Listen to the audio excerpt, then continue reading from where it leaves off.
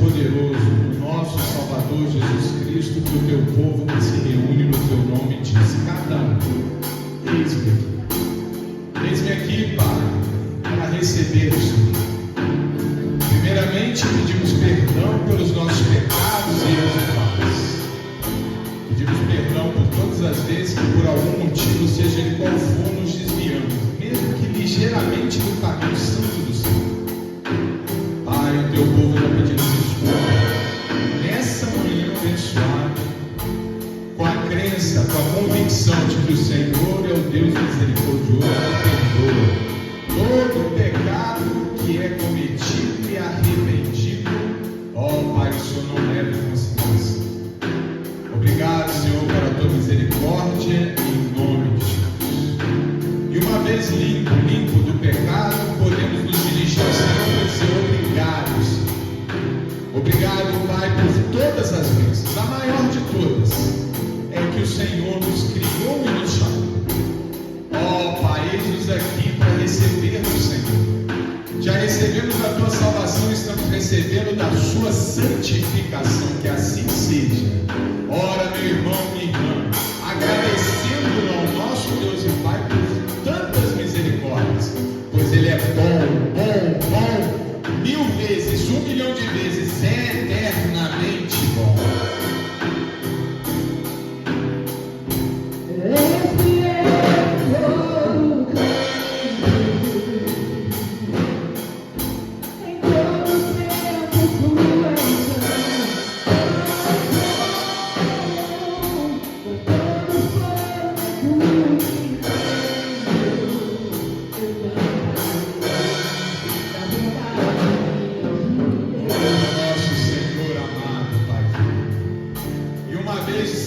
Louvado ao Senhor. Agora, meu irmão, minha irmã, entrega essa angústia na mão, entrega essa petição, entrega essa dúvida, entrega tudo que você tem, que você não pode resolver sozinho.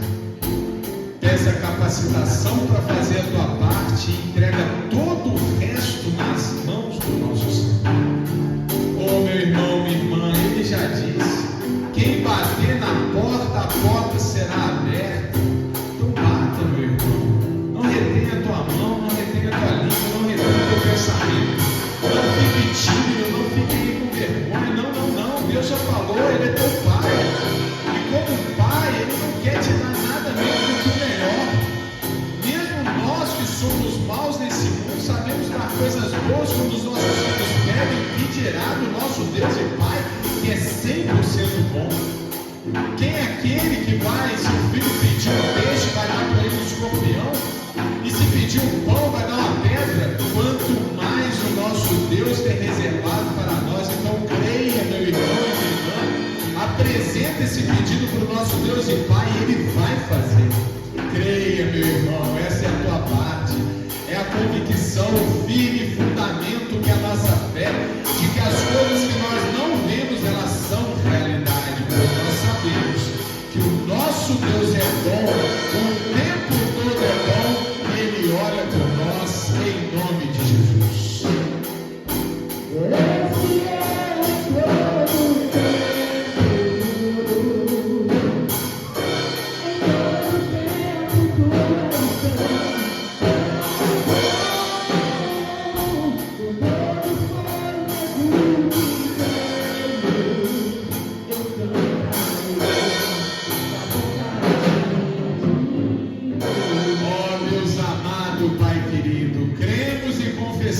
A tua maravilhosa providência.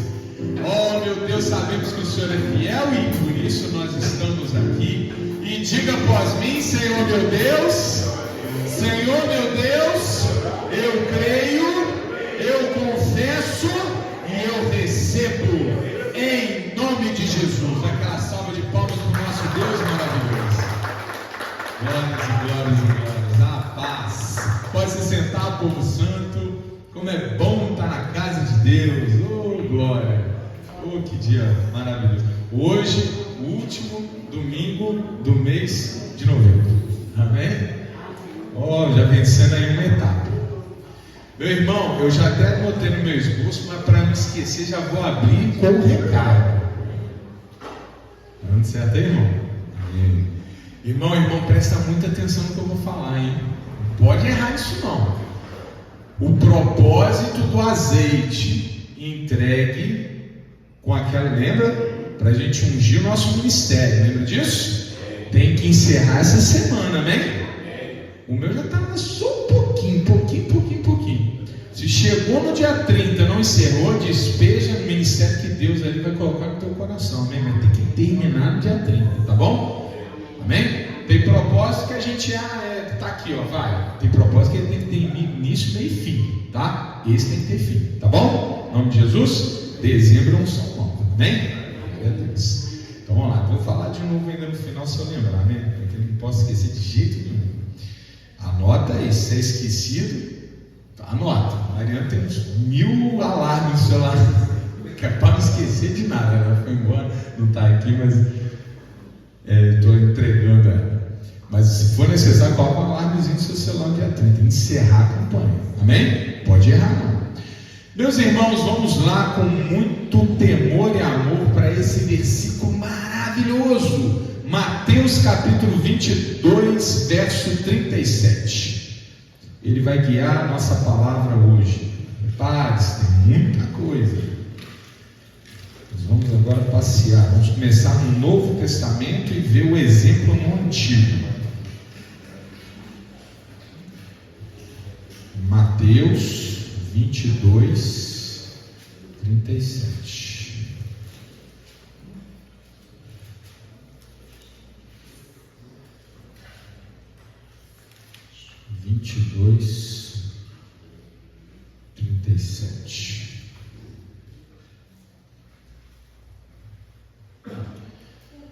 Jesus Cristo estava ensinando, aí apareceu um doutor da lei para provocá-lo. Quando vocês vão achando, eu vou contando aqui o contexto. E aí esse doutor da lei não estava de boa intenção, não estava para provocar. Ei, Senhor, qual é entre todos o maior dos mandamentos? A pegadinha. Vou colocar Jesus contra a parede, igual aquele outro que falou que devemos ou não devemos pagar impostos a César? Ou aqueles outros que falaram, devemos ou não devemos apedrejar essa mulher? Oh, Jesus teve que lidar com essas coisas. Toda hora vem provocar ele. E dessa vez esse homem veio. E Jesus deu aquela, como sempre, né? Deixou humilhado. Falou, basicamente, ame a Deus e ame ao próximo, como a ti mesmo. E o homem falou, o Senhor é sábio. Amém? É verdade, a gente pode cortar os mandamentos se a gente tiver isso como princípio, não é isso? Só que atenção, amar ao próximo como a você mesmo é o primeiro passo. É quando a gente fala para quem está chegando, ame ao outro como a ti mesmo. Por quê? Eu já ensinei isso aqui, já trouxe essa palavra do Espírito Santo. Nós no mundo aprendemos um amor só, o amor próprio, o egoísta. Isso faz parte do pecado. Aliás, é a maior expressão do pecado. Eu não vou trazer uma palavra sobre isso. A maior expressão do pecado, o egoísmo. É a razão de basicamente quase todos os males. Dito isso, Jesus está pedagogicamente ensinando assim, sabe esse amor que você pelo mundo conheceu para ter por você mesmo? Pois é, usa esse agora para amar o outro. Amém? É o primeiro passo, é o beabá. Mas quando Jesus estava reunido com os seus discípulos, depois de 3 anos de ministério, na última ceia, ele falou para a igreja: não basta amar ao próximo como a si mesmo. Ele não disse com essas palavras, mas ele deu um outro mandamento. Ele falou: ame ao próximo como eu vos amei. Entenderam? É o amor descomprometido, o amor de Deus. Amém? Nós começamos amando o próximo com o amor egoísta que a gente conhece, mas a gente tem que ir além desse amor. E é só com esse segundo amor que a gente é capaz de amar o inimigo. O amor difícil esse, quando tem que chegar. Amém? Mas é a palavra de hoje o amor? Não, só estou contextualizando. Amém? Todo mundo achou? Vamos lá. Versículo 37, Mateus 22, 37. E Jesus disse: amarás o Senhor teu Deus, atenção igreja, de todo o teu coração, e de toda a tua alma e de todo o teu entendimento. Todo coração, toda alma, todo entendimento. Amém? Se a gente for ler essa passagem lá em Marcos, ele inclui mais uma: força. Força. Aqui Mateus está concentrado que essa palavra ela foi dita anteriormente no Antigo Testamento. Ele está concentrado exatamente como está no Antigo Testamento. Marcos vai incluir uma força. Mas a palavra de hoje não é um mandamento. Só quero chamar a atenção do todo. Todo. Todo não é parte. Todo não é 25%.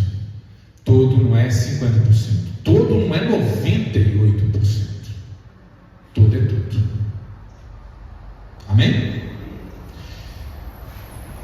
Todo o teu coração, como a água é para o rosto, assim é a pessoa. Quando você olha nisso, como a água para o rosto, assim o coração é para a pessoa. Ou seja, o coração é você. E a parte da sua identidade que diz respeito àquilo que você é para o plano da transcendência é a alma. E a alma se expressa na mente, onde estão os pensamentos. Olha como é que a palavra tem todo sentido.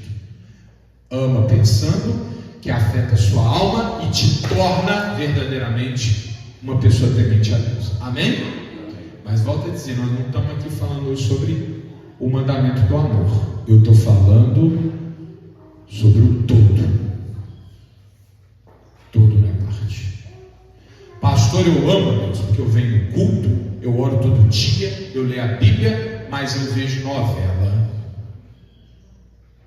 que me suja o coração. Gente, tem gente que olha novela e não suja o coração. Vai fundo, meu irmão. Mas se suja o coração, para. Não vou entrar em nenhuma questão religiosa que fala pode, não pode, pode, não pode, pode, não pode. Cara, é você com Deus, amém? Não tem que ficar aqui bebendo leite materno o resto da vida, não. O pastor vai falar, eu posso vestir essa roupa aqui? Claro, meu irmão, você tem dúvida, pergunta, né? Mas você tem que ir num caminho que você vai saber das coisas. O discernimento é do Espírito, e você já recebeu esse Espírito. Estou aqui para te facilitar, né? Não tem que ter dependência, não. Você está vendo o filme, ele não está te causando nada, vai até o fim. Te causou, meu irmão, para! Se eu for na minha casa olhar minhas Netflix, lá é tudo assim, filme começado, já não estou nem começando mais. Eu não consigo ver nada. Aí aparece nudez, é palavra de baixo calão, é violência, é um tiro, é um sangue, pum, pum, pum, pum, pum. E às vezes, meu irmão, não vou negar não. Às vezes eu digo, como é que é o fim da trama? Esquece. E meu irmão, sabe o que o Espírito Santo faz? Daqui a pouco você não está nem gostando. Amém? Então, meu irmão, você tem que saber o que suja o teu coração, o que te afasta de Deus, o que tira, sabe? Igual a bateria está inteira assim, né? Quando ela reduz um pouquinho, a tua comunhão com Deus reduziu ali, meu irmão, pluga na tomada, vai para o 100 de novo, porque senão, meu irmão, você não está apto para receber tudo que Deus tem para você. Vamos para Tiago, só para ilustrar. Tiago 1:7. Você está em Mateus, avança bastante. Você vai passar pelas cartas paulinas, vai chegar nas cartas universais. Tiago, logo depois de Hebreus, capítulo 1. Vamos ler 2 versículos pequenos, 7 e 8. 7 e 8. Verso 7, verso 8.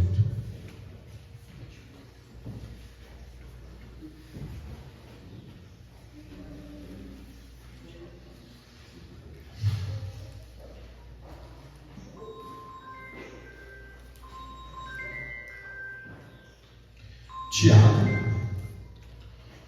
capítulo 1, verso 7, verso 8.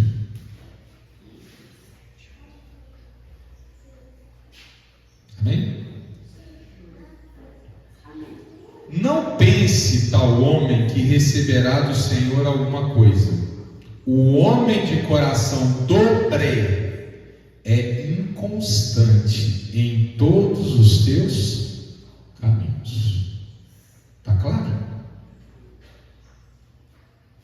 que é coração? Olha só, no mandamento é escrito: ame a Deus de todo o teu coração, e de todo o teu entendimento, e de toda a tua alma, de toda a tua alma, todo o teu entendimento. Aqui Tiago está falando: o homem de coração dobre. O que significa dobre? Dividido. Será que eu amo a Deus, ou será que eu amo o meu time de futebol? Será que eu amo a Deus, ou será que eu amo churrasco que vai competir com o culto? Será que eu amo a Deus, ou será que eu amo essa pessoa que eu idolatro? Coração dividido. Eu amo a Deus, mas eu gosto tanto dessa novela. Coração dividido. Coração dividido, não pense tal homem, tal mulher, tal pessoa que receberá do Senhor qualquer coisa. Por quê? Porque não está apto. Amém? Tenho pregado muito aqui, insistindo nessa palavra, irmão Jonas. Nós somos cidadão celestial. Cidadão celestial. Nós não pertencemos à cidadania deste mundo. Nós pertencemos a outra cidadania. Isso aqui é terra estrangeira, a qual nós somos embaixadores de Cristo, que estão aqui para fazer diferente, para mostrar as primícias do reino, para que as pessoas vejam em nós a luz do mundo colocada lá naquele alto local que vai iluminar todo o ambiente. Não é para ser mais um misturado, um sal sem sabor que não serve para nada. Então, meu irmão, não pode ter o coração dobro, não pode ter o coração dividido. Você tem que entregar esse coração integralmente para Deus, para você ser cidadão celestial. Cidadão celestial é aquele que faz o que Deus manda e recebe da promessa de Deus. Amém? É isso. Se você não for cidadão celestial, você não pode reivindicar a promessa de Deus. E o que me faz cidadão celestial? É eu ter a promessa a meu favor, mas eu também tenho o compromisso, que é a minha obrigação. Agora, se eu fico pensando no que não deve, se eu fico fazendo o que não deve, se eu fico falando como não deve, se eu fico andando com quem não deve, então, meu irmão, você é morno, ou quem sabe até você já é frio. E aí, você vai querer pedir alguma coisa para Deus? Não. Está claro? Igreja, atenção. O coração dividido te desabilita de acessar a promessa. Eu tenho que ter o coração firme em Deus, porque o mandamento diz: todo o coração, toda a mente, toda a alma. Todo, meu irmão. Você não está lendo aqui cartilha de escola, você não está lendo revista, você não está lendo aqui livrinho, você não está lendo aqui literatura, você está lendo a palavra de Deus. E quando Deus diz todo, é todo, não é algum, não é parte, é todo. Deus não tem a palavra fazendo volta, Deus é reto. Eu sempre falo aqui, porque Deus escreve reto em linhas tortas. Mentira! Deus escreve reto em linha reta. Você que é torto e não está entendendo.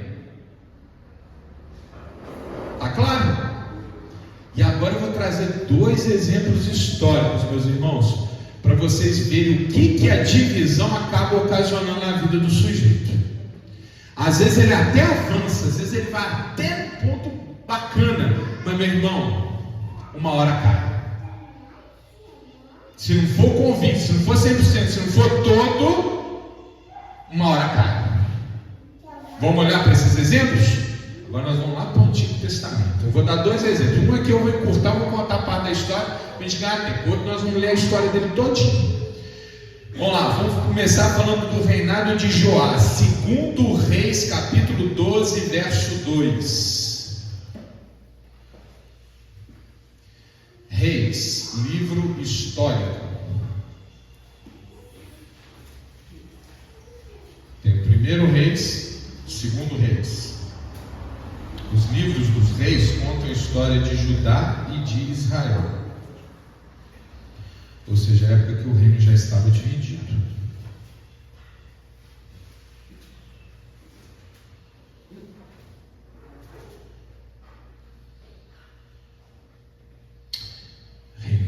Joás. Eu vou ler um trecho que encabeça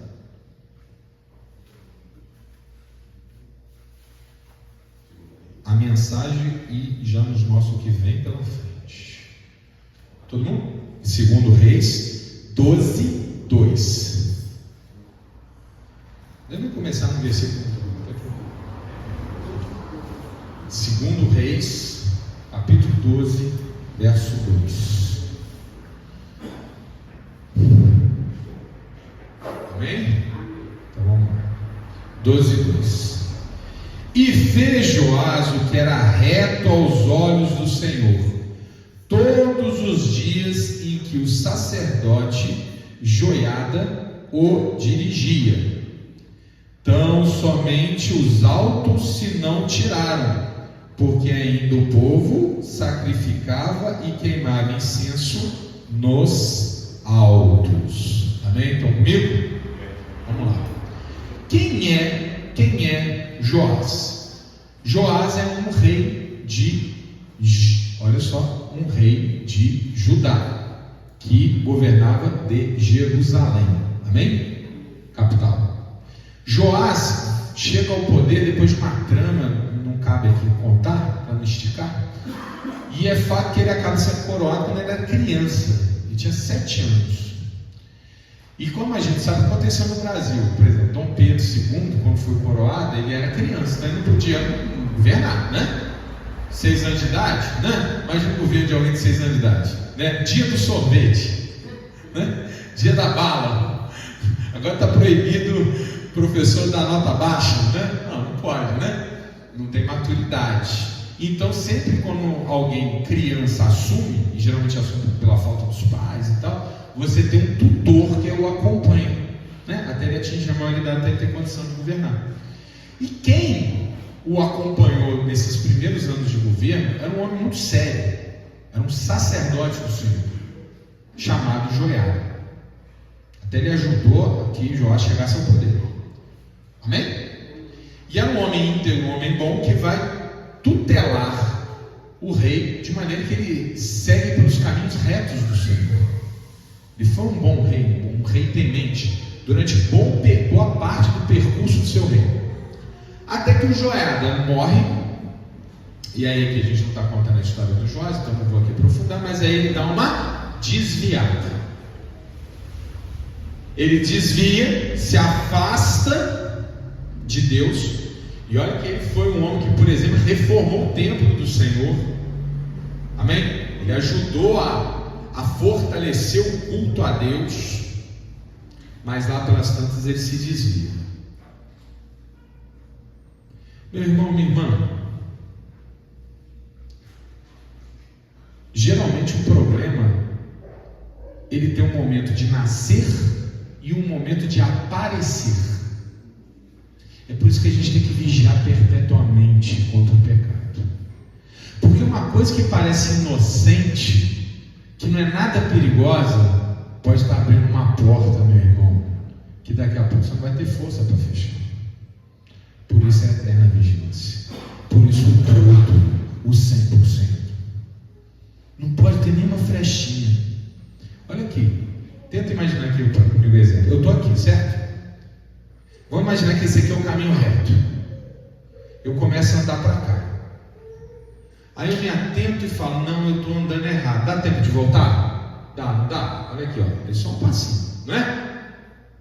Mas vamos imaginar que eu demoro mais um pouquinho para me atentar. Já estou aqui, o caminho reto é ali. Eu posso voltar? Posso, mas eu já tenho que fazer força. Agora, e se eu andar até aqui? Eu consigo voltar? Já não dá mais. Às vezes uma portinha pequenininha que você abriu lá na frente já não tem mais volta. Atenção para esse versículo. Vamos comigo de novo? E fez Joás o que era reto aos olhos do Senhor todos os dias em que o sacerdote Joiada o dirigia. Isso é bom, meu irmão? Ele andava reto, fazendo o que agradava a Deus. Vírgula. Porém, olha o versículo 3. Então, não tem um porém não, tá? Eu estou acrescentando só para dar essa passagem. Tão somente os altos não tiraram, porque ainda o povo sacrificava e queimava incenso nos altos. O que significa isso aqui, meu irmão, minha irmã?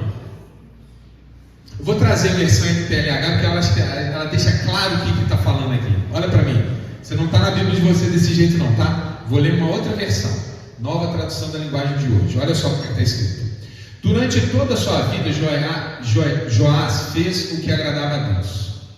O Senhor, pois, o sacerdote Joiada o aconselhava. No entanto, os lugares pagãos de adoração não foram destruídos, e o povo continuou a oferecer sacrifício e a queimar incenso ali. Entenderam? Ele estava agindo certo, mas ele deixou 2% aqui. O que ele fez? Ele deixou os postes sagrados dos pagãos, para que aqueles que estavam fora da palavra de Deus continuassem sacrificando aos ídolos. Vamos lá, vamos falar claramente, aos demônios. Estão entendendo, meu irmão, os 2%? É um homem íntegro, agiu bem, reconstruiu o templo, restabeleceu o culto, mas deixou aqueles postezinhos para quem quisesse ali continuar adorando os falsos deuses. Ele não foi todo de Deus, ele não fez tudo com Deus, ele não foi 100% de Deus, ele deixou 2%. Entenderam? Ele deixou aquilo acontecer. Meu irmão, olha, ele era a autoridade, ele era o rei, no momento em que Deus tinha um contato direto com esses reis. Então não tinha que ter dúvida, ele tinha que ter encerrado o culto pagão. Falando, meu irmão, você quer ser pagão? Beleza, atravessa a fronteira, mas aqui, sobre o meu domínio, não. E assim que é você na sua casa. Você quer ser isso aí? Ok, da porta para fora, porque dentro da minha casa a regra é Deus. Deus fala comigo e eu faço. Então aqui, por exemplo, agora eu estou chegando no fim do ano, vai ter lá o churrasco de final de ano. Sempre temos aquele amigo que gosta de tomar uma biritinha, né? Beleza, se nós formos na casa dele, não vamos falar nada, a casa é dele, ele faz, a regra é dele. Mas se a gente convida para a nossa casa, ah, meu irmão, eu vou levar uma cervejinha. Não, irmão, por favor, não faça isso, porque na minha casa a gente não consome álcool. Mas sabe o que às vezes a pessoa faz? Fica com vergonha, fica com aquela educação, né? De, não vou, as visitas têm razão, né? Senão você é uma pessoa, um mau anfitrião. Meu irmão, minha irmã, quando as coisas são sérias, nós não podemos ter um coração pobre, tem que ser firme. Você não sabe, às vezes você está pregando, meu irmão. Às vezes você está incutindo naquela cabeça ali, daquela pessoa, uma dúvida. Você é sal da terra, você é luz do mundo. Está claro, meu irmão, minha irmã? A criança chega, mas está todo mundo jogando esse joguinho. Deixa eu ver esse joguinho aí. Satã não sei o quê. Aqui não, filho, você não é igual aos outros. Nessa casa não tem Satã, nessa casa é Deus. E esse filme aqui? Invocação do mal. Meu irmãozinho, aqui não vai acontecer. Não vai acontecer. Não fique com medo, seu filho não vai embora, ele vai ser educado. Não fique com medo, essa visita ela não vai deixar de gostar de você, ela vai te respeitar. Amém? Coração inteiro. No seu domínio é Deus que manda. Joás não pegou essa mensagem. E o resultado da vida dele? Não podia ser diferente. Vamos lá para 2 Crônicas, que eu acho que conta melhor essa história. 2 Crônicas 24, 20 a 22. Você está em Reis, vai para frente, você já tem Crônicas.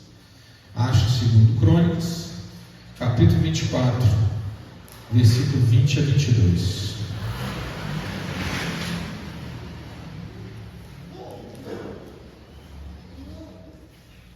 Às vezes a coisa começa ali, estou aqui andando retinho, aí fez uma divisão, daqui a pouco, meu irmão, está lá.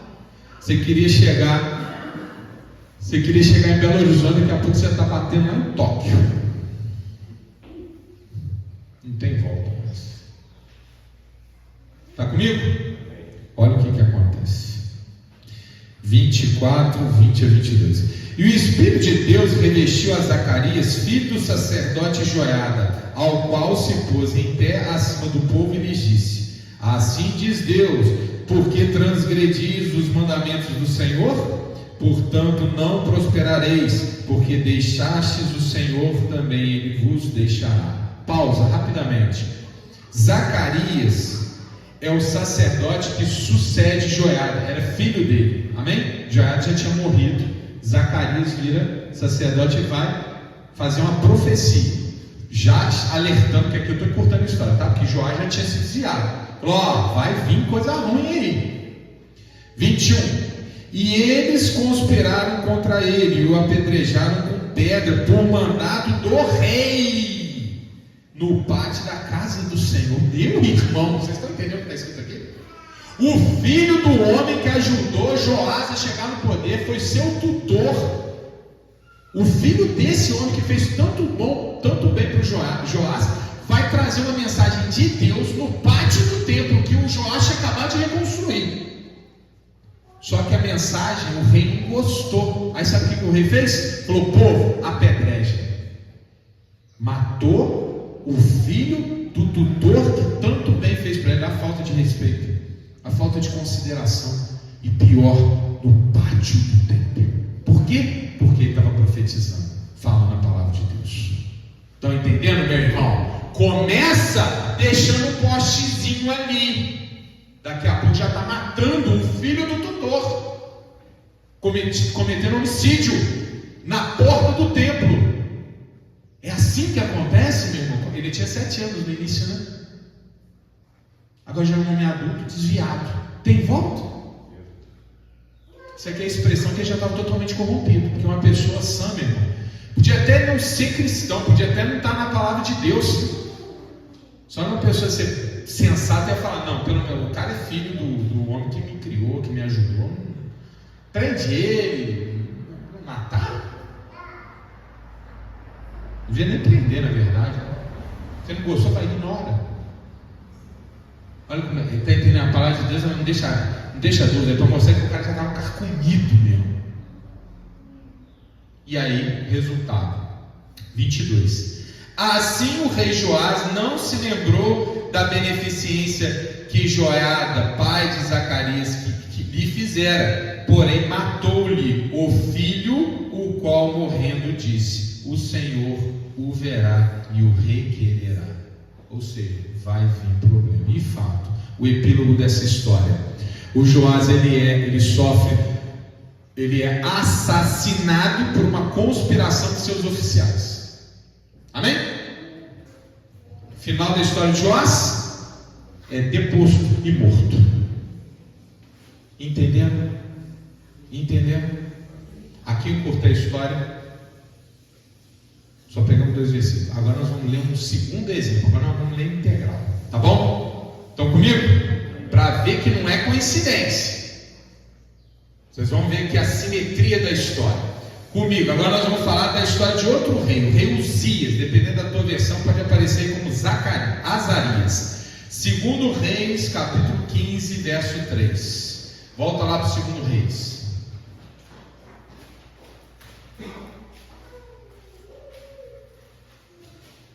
Exatamente onde você estava, só que agora no capítulo 15. Você estava no capítulo 12, agora você vai para o capítulo 15. Nós vamos falar da história de outro rei. 2 Reis, capítulo 15.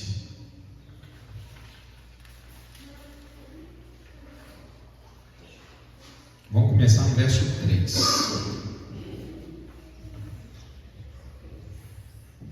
Estão comigo? Em nome de Jesus? 15:3. 15:3. E andou em todos. Peraí, 2 Reis, pastor. 2 Reis.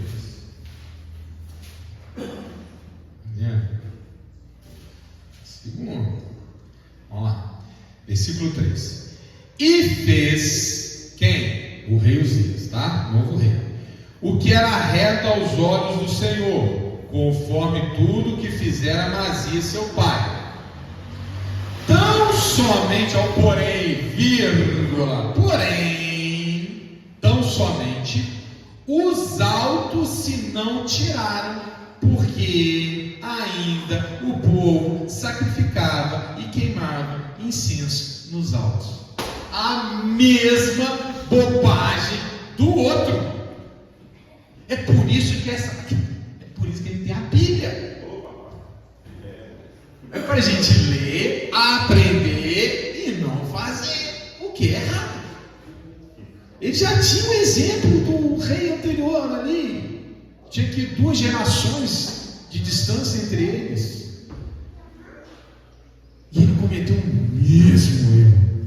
E olha que começa bem, né? E fez o que era reto aos olhos de Deus. Então era um homem ali que tinha convicção, sabe? Ele não era um desviado total, ele não era um pagão, ele não era um adorador de Baal. Não, ele estava ali na casa de Deus orando, se consagrando, mas não era 100%. Porque ele deixou dentro do domínio dele os postes sagrados. Talvez tenha sido um bom anfitrião, né? Talvez tenha sido um homem super democrático, né? Meu irmão, cuidado.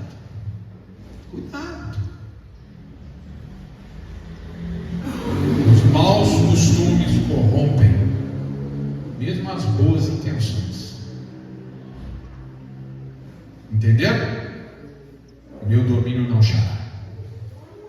Lá fora eu respeito não. Eu tolero. Mas no meu domínio, a regra é de Deus. Amém?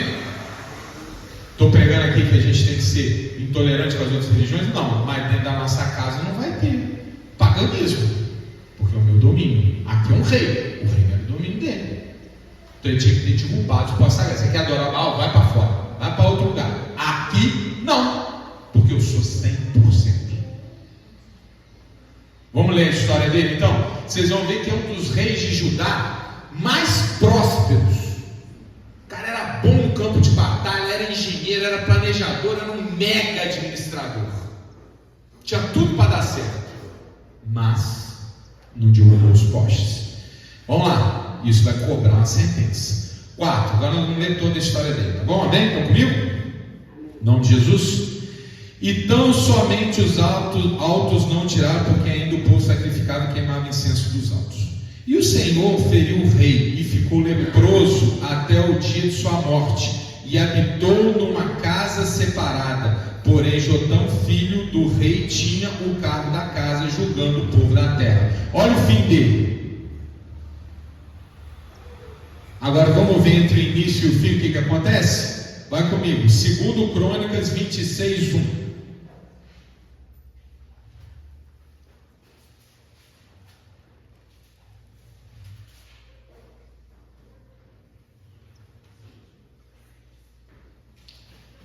Os livros de reis, eles resumem a história dos reis de Judá. O livro de Crônicas estica a história, né? Agora nós vamos ver a história toda dele. 26, 1.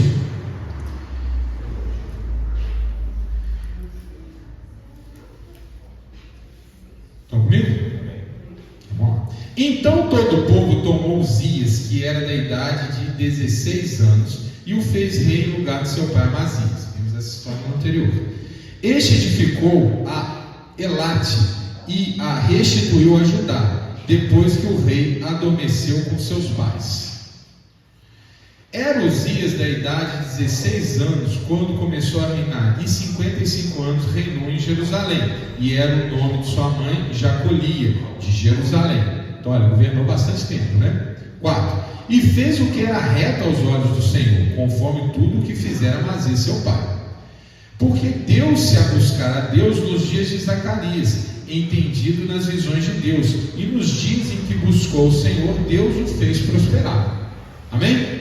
Mas lembra que lá em Reis falou que ele deixou os postes, né? Tá certo? Deixou os postes. Mas foi um homem íntegro que buscou viver na palavra de Deus, mas estavam os postezinhos lá, os 2%. Vamos lá. Porque saiu e guerreou contra os filisteus e quebrou o muro de Gate e o muro de Jabné, e o muro de Astote, e edificou cidades em Astote e entre os filisteus. Então vamos lá, vamos entender aqui? Ele construiu cidade, andando reto, caminho de Deus, construiu cidade, venceu os inimigos, amém? Está prosperando. 7. E Deus o ajudou contra os filisteus e contra os arábios que habitavam em Gur-Baal e contra os meunitas. Olha que ele está ganhando de todo mundo aqui, tudo que ele entra, toda peleja que ele entra, ele vence. Deus está com ele. E os amonitas deram presentes a Uzias, e o seu renome foi espalhado até a entrada do Egito, porque se fortificou altamente. Então ele foi até o Sinai, expandiu o reino ainda, amém? Só ganhando. 9.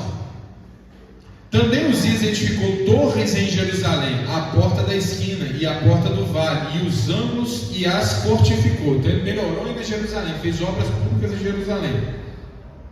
Também edificou torres no deserto e cavou muitos poços. Naquela região deserta, o poço era muito importante, porque tinha muito gado, tanto nos vales como nas campinas, lavradores e vinhadeiros, campinas, lavradores e veandeiros, nos montes e nos campos férteis, porque era amigo da agricultura. Então ele fez desenvolver a agricultura. Então tinha bom abastecimento no reino. Estão entendendo o que eu estou falando? Militarmente ele venceu os inimigos, expandiu os limites do reino, construiu cidades, fez obras dentro da capital, está fazendo obras no interior, está desenvolvendo a agricultura. É um bom governante, não é? Deus está com ele. A palavra falou, Deus estava com ele, estava prosperando. 11. Tinha também Uzias um exército de homens destros nas armas, que saíam à guerra em tropas, segundo o número da lista feita por mão de Jeiel, chanceler, e Maséias, oficial debaixo da mão de Ananias, um dos príncipes do rei. Então ele montou um exército forte. Todo o número dos chefes dos pais, varões valentes, era de 2.600, e debaixo de suas ordens havia um exército guerreiro de 307.500 homens, que faziam a guerra com força belicosa para ajudar o rei contra os inimigos. Imbatível. 14. E preparou-lhes Uzias para todo o exército escudos e lanças, e capacetes, e couraças, e armas, e até fundas para atirar pedra. Ou seja, ele armou esse exército numeroso, muitos oficiais, bem armado. Também fez em Jerusalém máquinas de invenção de engenheiros, que estivessem nas torres e nos cantos, para atirar flechas e grandes pedras, e voou a sua fama até muito longe, porque foi maravilhosamente ajudado até que se tornou forte. Entenderam, meus irmãos? O nome dele ficou conhecido em todos os lugares, porque ele era um grande rei. Deus o ajudou, porque ele andava nos caminhos retos. Ele estava andando nos caminhos retos. Deus estava prosperando. Mas lembra lá atrás,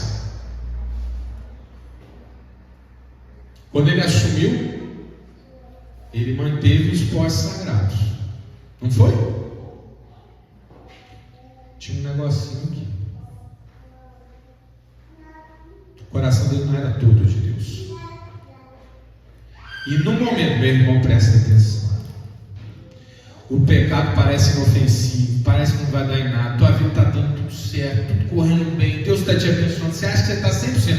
Meu irmão, pensa comigo, você contou uma mentirinha lá atrás, passou uma década, deu tudo certo, você nem lembra mais da mentirinha. Mas um dia uma pessoa chegou e falou: mas aí aquela situação que me contaram que aconteceu com você? Pois é, naquela época eu não te contei. E aí? Estou entendendo o que eu estou falando? Negócio pequenininho. Eu fico imaginando, já não estava nem lembrando que ele deixou os postes, mas tinha um treco ali. Homem próspero igual esse não teve rei em Judá desde a divisão do reino. Judá não teve um rei como ele, mas tinha um treco. E na hora certa o treco aparece. Vamos lá? 16. Mas havendo-se já fortificado, exaltou-se o seu coração. Ele era um cara 10, né? Só que ele não era 100% de Deus.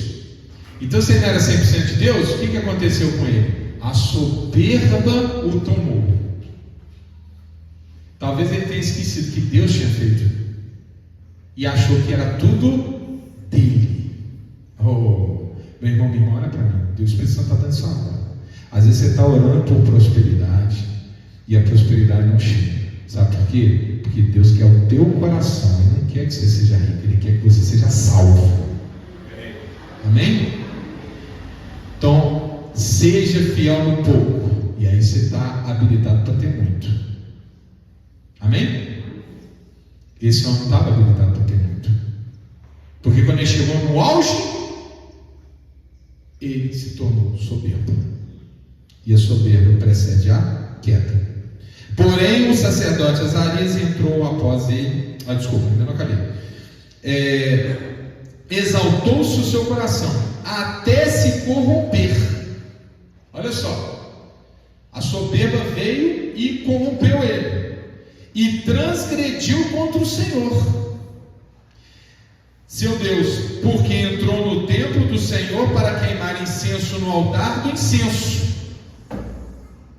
Era a função dele ir para dentro do templo, queimar incenso no altar? Não, isso daqui era tarefa do sacerdote, não era do rei.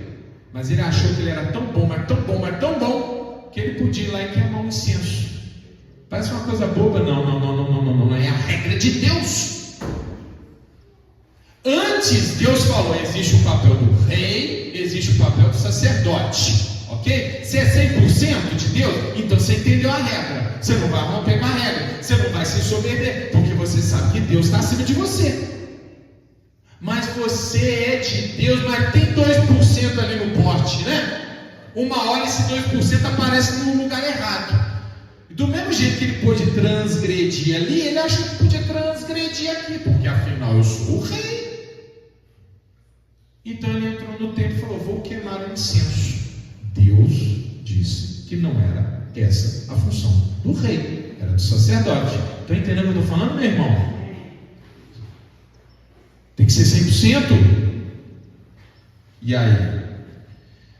Porém, o sacerdote Azarias entrou após ele, e com ele 80 sacerdotes do Senhor, varões valentes, e resistiram ao rei Uzias, e lhe disseram: a ti, Uzias, não compete queimar incenso perante o Senhor, mas aos sacerdotes, filhos de Arão, que são consagrados para queimar incenso. Sai do santuário, porque transgredisse, e não será isto para a honra da tua parte do Senhor teu Deus. Então Uzias se indignou, e tinha um incensário na sua mão para queimar incenso. Indignando-se ele, pois, contra os sacerdotes, a lepra lhe saiu à testa perante os sacerdotes na casa do Senhor, junto ao altar do incenso. Resultado: na hora brotou uma lepra no meio da testa dele. E qual foi o resultado? Nós lemos lá em 2 Reis. Qual foi o resultado? Qual foi a conclusão dos dias do rei Uzias? Volta lá, 2 Reis 15.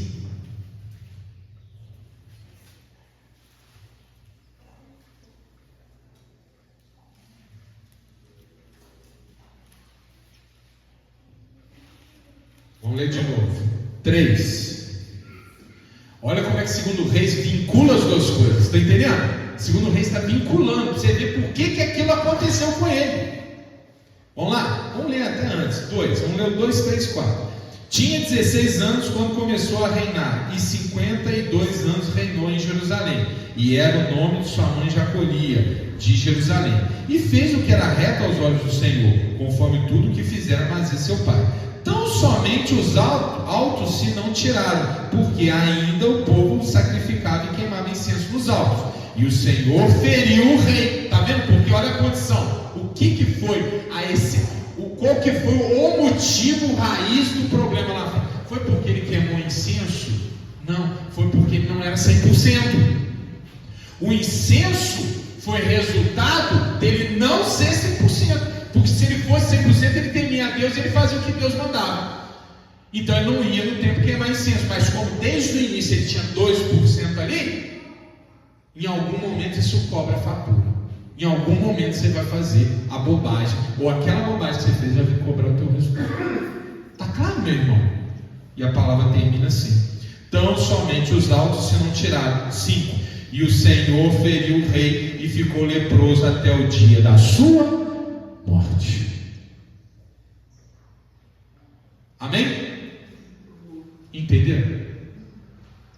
2 exemplos.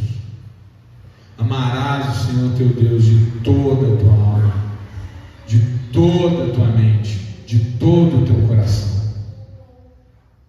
O coração dobre não agrada a Deus.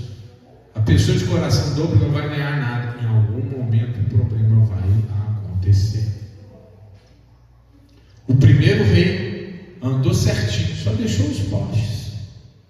Uma hora veio a raiva, a ira, se distingue do caminho de Deus, se desvia, mata e morre.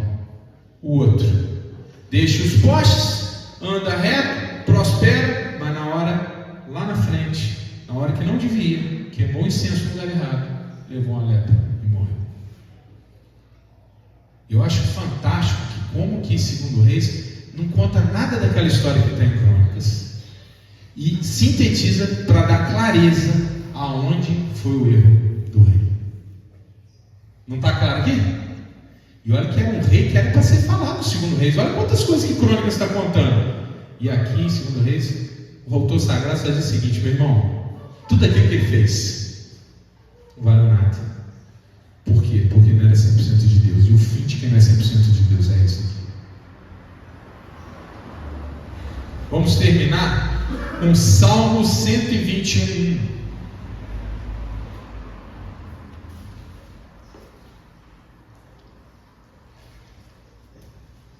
Porque aqui até a gente precisa fazer uma interpretação correta desse verso 1. Às vezes os irmãos eles interpretam errado. Quando vocês vão achando,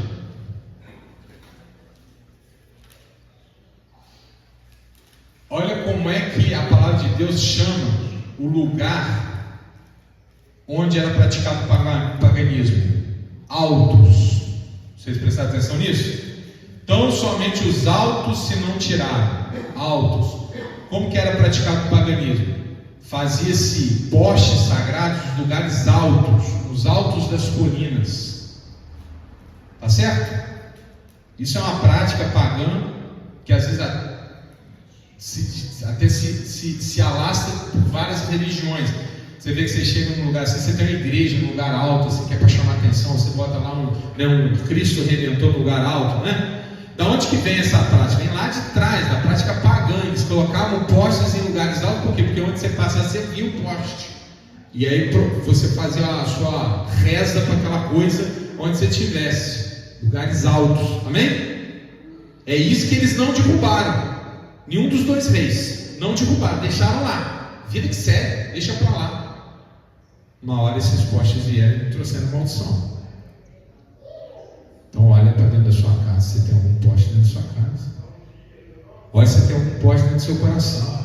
Olha se você tem poste em algum lugar na sua mente, na sua alma. Você tem que remover esse poste. E quem nos ensina é o Salmo 121. Olha para mim. Esse salmo tem que ser interpretado assim, tá, irmão Jonas? É desse jeito. 121. Eleva os meus olhos para os montes. De onde me virá o socorro? Olha para mim. Isso aqui é um pagão falando. Eu procuro no monte o meu socorro. Eu estou procurando um poste sagrado pagão. Eu olho para o monte, de onde me virá o socorro? Baal? Asterá? Está entendendo? Desculpa aí, mas tem cristão que olha para o monte, e ora olhando para o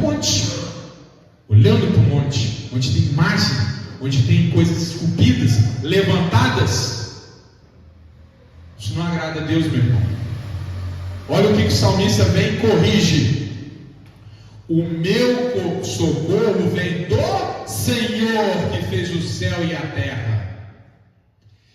Não deixará vacilar o teu pé, aquele que te guarda não tosquenejará. E eis que não tosquenejará, nem dormirá o guarda de Israel. O Senhor é quem te guarda, o Senhor é a tua sombra, a tua direita. O sol não te molestará de dia, nem a lua de noite. O Senhor te guardará de todo o mal, Ele guardará a tua alma. O Senhor guardará a tua entrada e a tua saída, desde agora e para sempre. Amém? Não é o alto, não é o poste, não é o lugar pagão, não é a imagem esculpida, desculpa, não é o totem, é Deus. Amém? Não olha para o monte, não olha para a imagem, olha para Deus, Ele vai nos salvar. Glória a Deus. Dá aquela salva de palmas para o nosso Deus.